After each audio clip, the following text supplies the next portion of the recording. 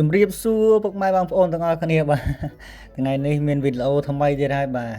អានេះគ្រាន់ជាប្លុកខាងក្រៅយើងថតលេងសាច់រឿងបងសនលក់សាច់ជ្រូកហ្នឹងបាទហើយរឿងនេះតពីអារឿងនំបញ្ចុកបងសនបាញ់ឆាវហ្នឹងបាទតែជើបហ្នឹងខឹងបងសនអីចឹងណាបាទឥឡូវមកតសាច់រឿងទៀតហើយបាទមួយសារនេះបងសនគាត់លក់សាច់ជ្រូកម្ដងហើយចាំមើលអ៊ំជើបគាត់មិនវិញបាទឆ្លោះមិនវិញអីមិនវិញបាទ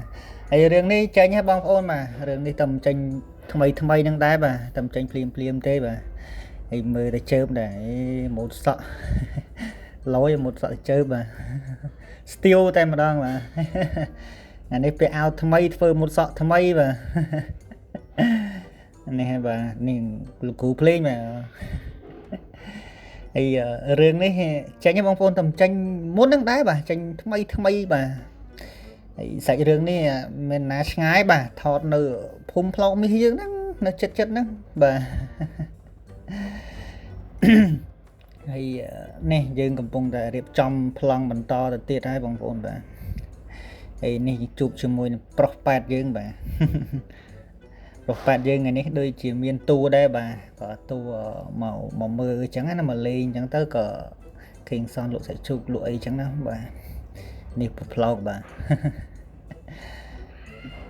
ហើយនេះបងប្អូនចាំមើលនេះសក់បងក្តាប់នេះថ្មីទៀតហើយបាទសក់នេះសក់នឹងម៉ូតស្អីទេបាទម៉ូតដូចម៉ូតអិនតនូហ្មងបាទនេះខ្ញុំបាទនេះប្រុសស្អាតយើងបាទកំពុងតែដើរថតទៅវិញមកបាទ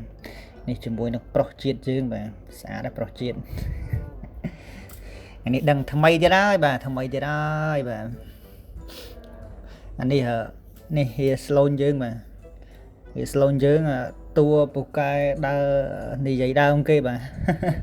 ចឹងថារឿងប៉ុណ្ណមានក៏ហៀស្លូនយើងនិយាយដល់ដែរបាទអានេះសង្សាច់រឿងណាបងប្អូនបាទហើយនេះ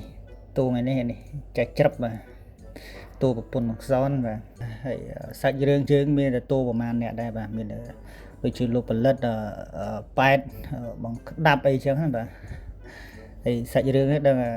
បងប្អូនបានទស្សនាមើលដឹងហ្នឹងបាទតួអីបាទដឹងតែជើបហ្នឹងដឹងមកទៀតហើយខឹងទៀតហើយបាទគាត់តែគេលក់អីក៏ខឹងដែរបាទហើយបើបងក្តាប់យើងនេះម៉ូតសក់ថ្មីទៀតហើយលោកអើយបាទម៉ូតអិនតនូបាទហ្នឹងហើយ